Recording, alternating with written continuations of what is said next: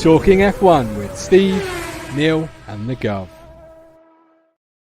Good evening, welcome to Talking F1. Nice little weekly pit stop here, catching up and getting all informed with everything Formula One. It's been an exciting couple of days. There's been obviously some big news, which no doubt F1 fans are very familiar with by now. And as much as you all know, I can sit in an empty room and shout Formula One to myself with no one listening for hours at a time. It doesn't make for great viewing. So, of course, we do have other people joining us tonight as well. We have no Chris this week. Unfortunately, Chris is unable to make it. So if he still hasn't got an intro, then he won't miss out. It's fine. But as always, he was eating his tea before we came live. Maybe he's finished, or we might catch him with a mouthful of whatever he had. So, of course, joining me, as always, Mr. Positivity, Neil Moles. Mr. Positivity, Neil Moles. Yeah, but we're crap. We're not going to dominate any team. Hello. All right. Yeah, you? Yeah, I timed a mouthful just before I came on. I was trying to catch you with a mouthful of food. What did you have for tea? It was noodles and some sausages. You know, It you was, can't go wrong.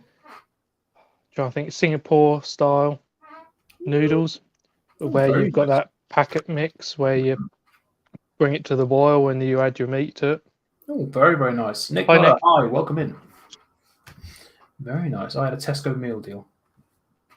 Still good. Can't though. beat a meal deal. Oh no, it was bloody lovely. £3.40. Chicken and honey and mustard chicken. It was very nice. But anyway, we're not here to discuss the latest up and downs in the world of meal deals. We're here to talk about Formula One, and it's been a busy couple of days, or busy week, obviously, since we last had a show. We had the British Grand Prix in the meantime, and the biggest news I think coming out of Formula One the past couple of days is a certain driver swap. So no doubt everyone will have heard by now, and if you haven't, clean the wax out of your ears and get out of the cave, because it's big news. One of the most under pressure drivers on the grid is, he's been relieved of his duties, and he's been replaced by a familiar face. What do you make of that? I think it's a bit harsh, if I'm honest. But Yeah. as I've heard, whatever Ricardo did in his little, tyre test, it obviously showed that he was way and above whatever they felt De Vries could bring. Yeah, it came as a bit of a surprise. I honestly thought they would give De Vries until the end of the season. Now, we know Helmut Marko and Red Bull are notoriously tough on their juniors, but I mean, going by Tsunoda, who had a shaky debut season, they obviously gave him time, and he's doing all right. I thought they may have done the same to De Vries, but I think what was against him is the fact that he's not a Red Bull junior. In the end, he was actually, is it Franz Tost or whatever you have, the man running AlphaTauri. Yeah, Franz Tost. Yeah, he never wanted him apparently in the beginning, but now has got him. He's actually the only guy that has, give him time. Yeah, and obviously his history to him now, but yeah, they rushed him in after one race last season. One good performance, Monza, and that wasn't exactly the most demanding of races. It's a relatively simple circuit that played to the Williams car's strength from last year. And then, straight away into a seat. Two things go against him. The fact he's not a Red Bull junior, like you say, and also his age. He's 28. AlphaTauri haven't got time to sit around and develop a 28-year-old when they could be putting the focus into someone like Liam Lawson, the Red Bull junior, who was doing very well in Japan. I wanted to move into. What do you think about the fact that he hasn't been chosen? It's been mentioned the fact that he was supposed to be a step ahead of Ricardo in position for a seat, but now obviously what's happened. Yeah, Ricardo is sort of viewed as one of the reserve drivers / testing / simulator driver with a view to returning to a grid next year, but he said he was happy not racing this year. I think the thing that the decision to get Ricardo as opposed to Liam Lawson, they've got nothing to lose with Ricardo. It's a loan till the end of the season. If he does well, then he can go back onto the grid. If he's underwhelming, then he can go back to his test duties. Liam Lawson is an unknown quantity. So at a time where AlphaTauri are looking to get as many points on the board and move up the grid as much as they can, they're last with 2 points, both courtesy of Tsunoda. Chucking another rookie in who has yet to race in Formula One is a big risk. Whereas Ricciardo, he's a proven quantity, he's a race winner. He's a very, very good driver, and I think he'll be able to help. I have a couple of fears in all of this. One, you've got Liam Lawson, who he has done brilliantly in everything that they've put him in and asked of him. So for them to not be, or to always fear, is he really good enough? I think that's one fear. They're wasting yet another talent potentially, and then the other one I have is Daniel moving in on this seat. We always said with De Vries and Tsunoda that whoever does the better isn't really gaining much, but whoever is the worse out of the two has a lot to lose. Yeah, it could work very well for Daniel Ricciardo. Evening, Kingy, welcome in. Can't wait to see Danny Rick all refreshed. Me neither. It could work very well for him because that he can show, look, I never lost it. He had a couple of turbulent years at McLaren, but he can show that he never, he never lost it. He's still that Danny Rick we know, and that could potentially open a door for a return to the big team.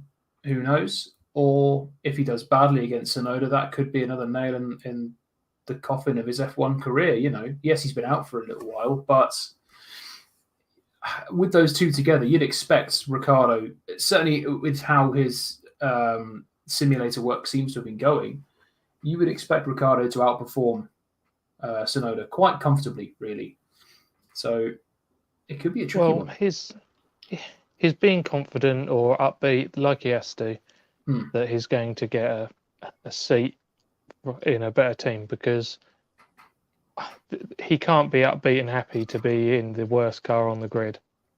No. For the remainder of this season, alongside a guy that there's people inside the team or the bigger F1 Red Bull group consider, is he good enough? So, as I was saying, Ricciardo outdoes him. He should do.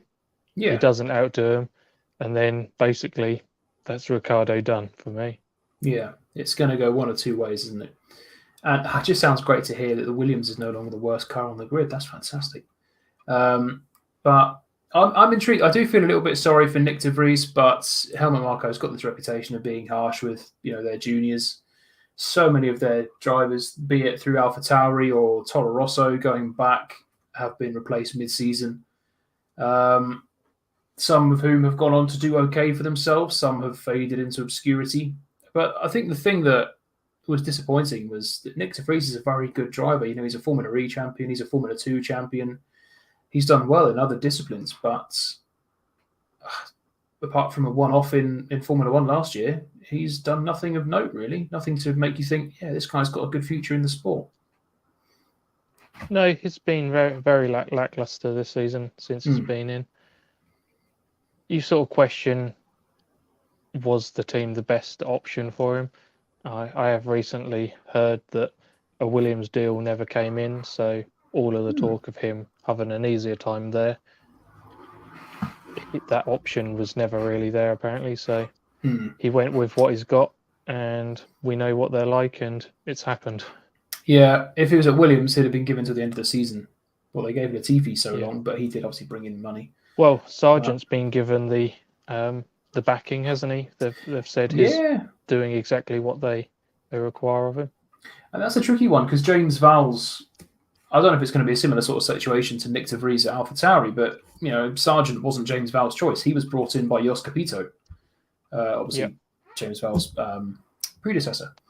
So he's been sort of stuck with this driver that someone else brought in who had a bright start in Bahrain and then just really dropped off.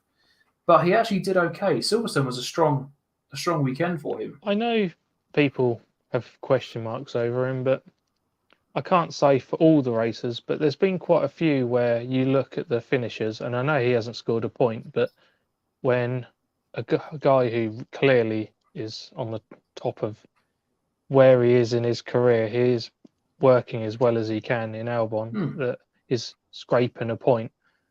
Well, if that's as good as the car can get in his hands, how do they expect Sargent to get any points? If if they're expecting him to be either just behind him or one behind, where he generally is, he's never going to get the points, is he? No, unless Williams are fighting for 5th or 6th, every race. Yeah, it's tricky. I fully expect Williams to struggle in Hungary. It's not the circuit that's going to suit their car. James Bowser said the same. But I think Sargent, he's doing all right. There's a comment, Space Chimp, welcome in. Great name. Do we think a Red Bull will win every race? 100%. No, I don't think so. Do you think they will? Every race this season? Unless Monza has another upset, or I would say potentially Spa, but I don't know, these days that's fairly, Red Bull can carry the speed along the straights and carry the speed through the twisty sections. Yeah, I think it would be down to Monza. What about Sao Paulo? Will Mercedes have another? Sao Paulo always throws up a good race as well. No, I don't think they will. I think either Mercedes or Ferrari will pick up at least one win this year. I don't think Aston are going to get it this year. No. It's not a case of can you see a Red Bull winning. It's the Red Bull. There's only one of them realistically is going to do the winning. Because Max Verstappen can now finish second in every race from now until the end of the season. Perez can win them all and get fastest lap and still not win the championship. It's going to take the miracle of all miracles for anyone to get back into this championship. They're battling over second place, realistically, and that's got to have an adverse effect on Perez's mentality because he started the season as a genuine contender, and then it's just dropped. It's crazy. I've heard about Perez and this weekend. There's a little bit of excusing him in some ways, that the team strategy wasn't amazing on Saturday. With when they chose to put him out, they should have foreseen that the track was going to rubber in quickly. I thought the same with that, but one thing that does bug me with that is he was first across the line, wasn't he, when the track was drying up, and then he was beaten by the Williams of Albon, and Albon was the second car through and still made it through safely, and the track was drying rapidly, so that lap from Perez can't have been. That's a good point. Was he sat at the end of the pit lane as long as Perez was? Because they had him out there, basically. Yeah. I think he was one of the first cars to go out. Perez, first across the line, and a good lap, to be fair. Put him top of the sheets very temporarily. And then Albon knocked him off, and then everyone was sort of popping in similar lap times and just obviously pushed Perez down. So... yeah, he's just performing terribly. He's doing a little bit on a Sunday, but on a Saturday, it's atrocious. And also, you can't help but think that if the role was reversed and it was Max Verstappen, like we've seen before, Max Verstappen starting outside the top 10, he will relentlessly hunt his way through to get on the podium or win. And Perez never really looks like getting himself. He'll get so far, but then he sort of stumbles across the Mercedes or the Ferraris, and he never seems to make progress past that sort of 5th or 6th. And that's hurting him so badly. And it is a shame. I do like Perez, but he's not got it. No. Especially does Max. I just don't know where it's all gone, to be honest. Because, like I say, he had that moment where he was really in the fight, and it all seems to go wrong at Monaco qualifying when he crashed in quali in Monaco, and since then it all seems to be downhill. Space Jim, do Max and Perez have the same car with different setups? Yeah, I think so. They'll have setups to how they prefer their driving style, but the car, I think, will always be doctored slightly in a way towards one, which obviously will be Verstappen. We've seen it before with the likes of Ferrari. I think it's one of those thing. things where maybe Red Bull has slightly more control over it. The likes of the McLaren still has its. Is it more the rear doesn't grip, and it's not very good under braking. It's a little bit wayward under braking. So yeah, McLaren just have that innately in their design, and they still, yet again, 4 seasons on, have not been able to get rid of it. No. So you think if every team has that sort of a scenario, then obviously Max is a better man at sorting it out, because he likes a loose rear of the car, and he can deal with that. Whereas even Alonso, with his style, he loves a really understeery car. So he potentially wouldn't be able to deal with it quite as well as Max as it does, but you never know. Alonso is a bit of a top quality driver. Yeah, absolutely. Talking of Alonso and Aston Martin, they've not been with it really since Canada. A few circuits that haven't suited their car as much. It's quite a draggy car. It's better through slow corners. Do you think they've dropped off a little bit? Have other teams caught up? Or is this a case of it's one of those things where they have 3 circuits in a row that really don't highlight the strengths of their car? It could potentially be a mixture of the lot, but the main thing that stands out to me is the fact that Mercedes brought their upgrades at a similar time to Aston. Mercedes worked, Aston's haven't, as far as I'm concerned. I'm not sure what their changes were supposed to bring, but it hasn't brought anything really, has it? No. And obviously McLaren now, potentially it was circuit, so that's one thing we'll find out at Hungary, is the fact that it's an Aston circuit, not a McLaren circuit. So that will really start to tell us next week whether whenever, is it next week, or have we got a week's break? Week off. Yeah, week break. Off. Okay. So yeah, that will tell us with whether it was McLaren are really in the fight, or whether it was Aston being terrible, or whether it was a circuit problem. Yeah, Aston seem fairly confident they'll bounce back in Hungary. That's more their thing. The cars seem to be very good at tracks with the sort of slow speed corners. You know, when back in Bahrain, where Alonso was fighting Hamilton and he was all over the back of him through that middle sector with the famous bye-bye message as he overtook him, which was just amazing. And then come to Monaco, and they would have won had they not balls up the strategy. Even had 3 very quick flowing circuits in a row, which obviously really do highlight the weaknesses of that car. But yeah, Hungary, I'm sure it was Hungary that was once described as Monaco without the warts, because of the nature of the circuit. Aston was one of those that, unlike Mercedes, didn't choose to. Was it Ferrari and Aston chose not to bring their upgrades to Monaco? You wonder if they were really as good as they were supposed to be. Would that have helped them win that one? Possibly.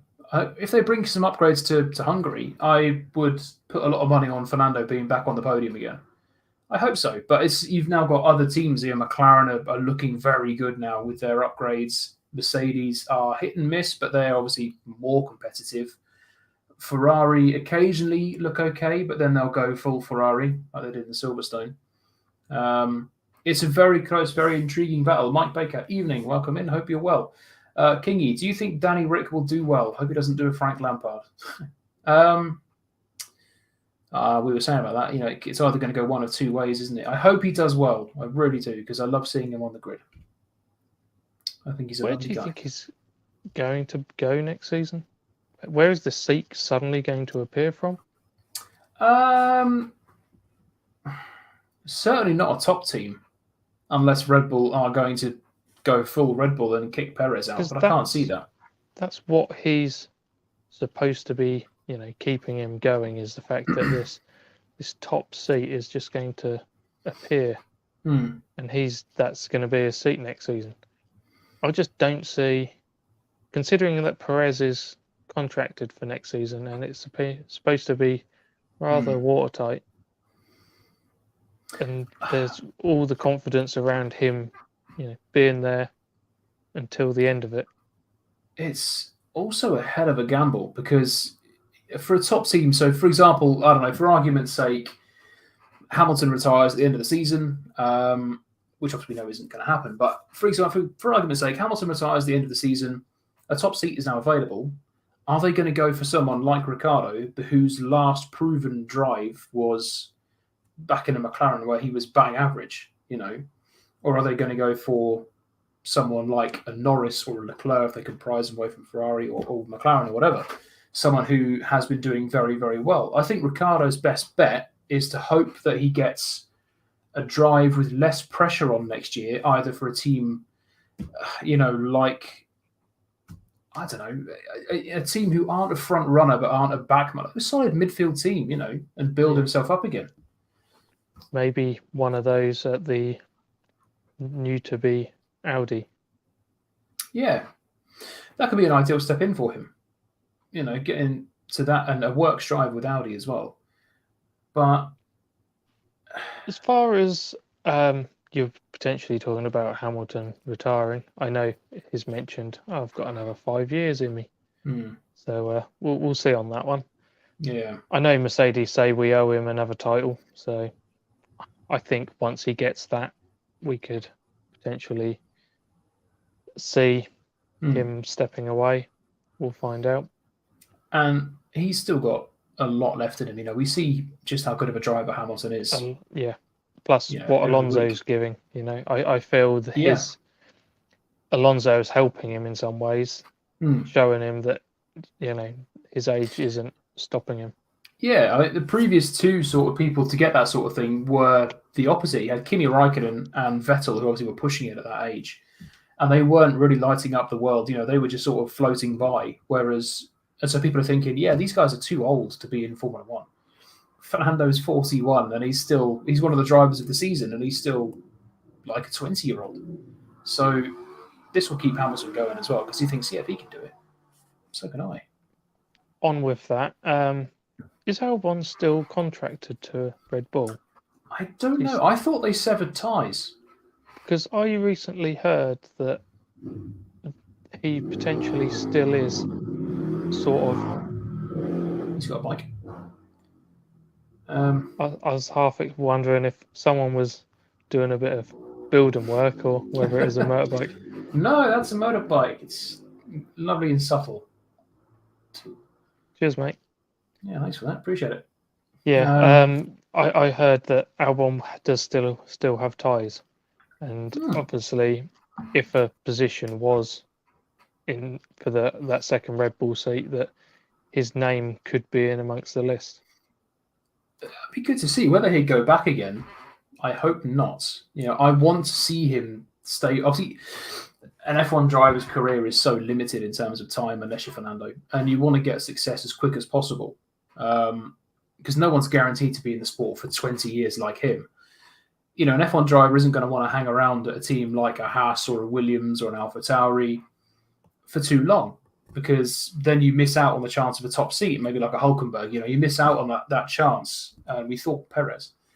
So I'd love to see Albon stay at Williams for the foreseeable and help build it back up again and help move it up the grid and hopefully become winners again. But that's obviously going to take years. I'd love to see it, but he's obviously got to think of himself and his career.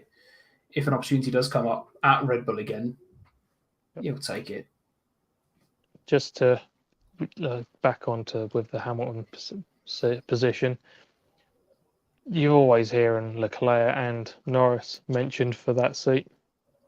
Yeah. So with Daniel looking for a top team, I'm not sure he pushes those two out. Hamilton retires, Leclerc goes to Mercedes, Ricciardo to Ferrari. That would be fantastic. I would absolutely love to see that. Poor old Ricciardo. I couldn't think of a team that could potentially be worse for him. That's a good point. I'm at Ferrari. Oh, shit, I'm at Ferrari. Yeah, it's not the team it was, mate. That'll be a letdown. Metal Jace, £2. Thank you very much. Appreciate that. Evening. Hope you're well. Top man. Yeah, it's it'll be interesting to see. Going back to Williams again, that's something I wanted to talk about. They were running a competition the past month or so to pick a livery because they're now obviously sponsored by Gulf. They were going to have a sponsored livery, which they're going to use in 3 Grand Prix this year: the Singapore, Japan, and Qatar. The competition did close. There were 4 liveries to choose from, and they split it into 2 versus 2, and then obviously the final. Or sorry, 1 versus 1, then another one, and then a final. And they were called Heritage, Bolder Than Bold, Visionary, and Contemporary. And I loved the Heritage and Bolder Than Bold. And they came up in a final together. I voted for Heritage, but Bolder Than Bold has won it. I don't know if anyone in the chat has seen the delivery they're going to be using, or if you've seen it, Neil. That's the one. It is absolutely gorgeous. It is so nice. I was a big fan of Heritage, but that one, imagine that under the lights in Qatar. I'm not 100% sold, but yeah, they've kept. I think it's mostly that orange piece around the Duracell battery they've got on the airbox. I think that is the bit that ruins it for me. Yeah, that's the a bit rest sort of is back to reality. Yeah, the rest is okay. It's fine. I don't need to roast it. It's it's fine. Please don't. I love it. The 2 things that spoil it for me, down on the side of the monocoque towards the nose, it's black, and that should still be that nice blue. And the top, the top of the airbox with the Duracell battery, just have that all blue as well. You know, because those 2 bits just sort of break it up and stick out a little bit. But I think it's so nice. Even if they used the orange and the blue, and used that, but still had Duracell written. They could have done anything. Plus, there's the 3 stripes just before the halo on the nose.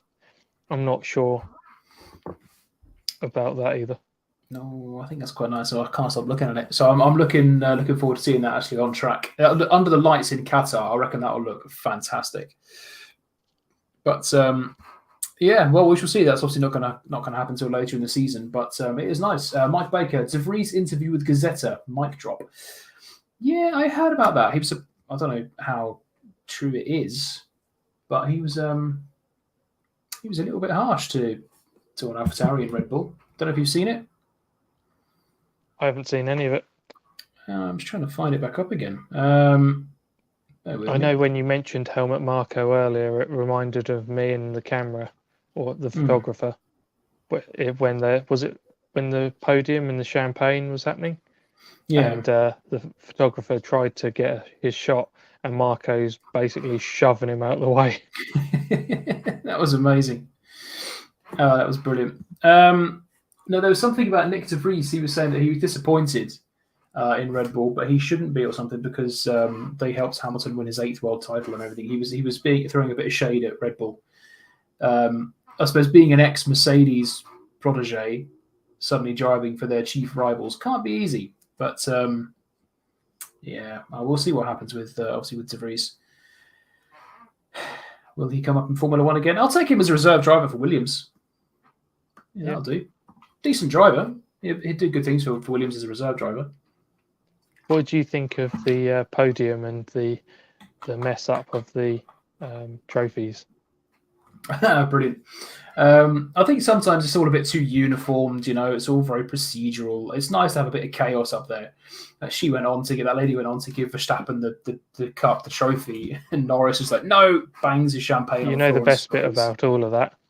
Not a trophy fell over. No. The old hand gesture. Was it the guy in charge? He's like next to the lady and he's like... Yeah, giving it all that.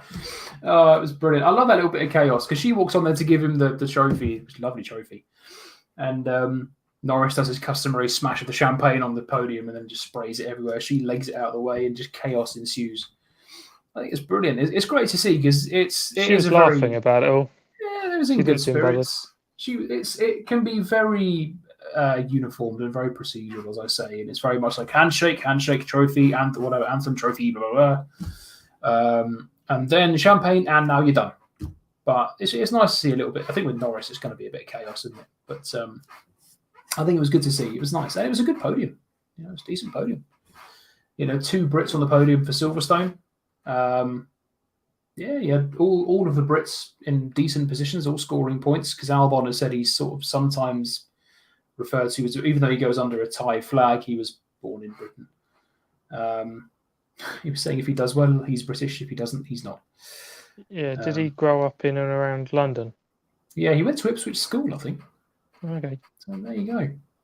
Actually, quickly touching on Alex Albon, did you see after quali when they showed his back with his white race suit on, or his white underlayer, he had blood on his sort of his shoulder blade. Yeah, I heard about that. He has to sit hunched, and the rubbing basically tears his skin off. Yeah, he said he can feel his skin tearing every time. Ugh. Even one of the presenters was kind of going, "Oh." Jensen didn't really understand because obviously being a big driver himself. Yeah, but there we go. But I think that's basically brought us to the end of our little half an hour pit stop. So hopefully Marty won't cut us off early this week. I can actually say goodbye. So thank you very much for watching. No, don't do it. Thank you very much. Goodbye. See you next week. No, thanks very much for watching. I appreciate you getting involved. Appreciate you having the chat. Metal James, thank you for the donation again. That was a great chat. Some good questions coming in. We're back next week at 7:15. There isn't a race this weekend, of course, so we've got plenty to look forward to ahead of Hungary. So we'll have some good talking points for next week, who we think will be competitive and the such like. So thank you very much for watching again. We really do appreciate it. We love to see it. I have been Steve. He has been Neil, as always. Next week, which we'll see you then. Have a great week. Bye-bye.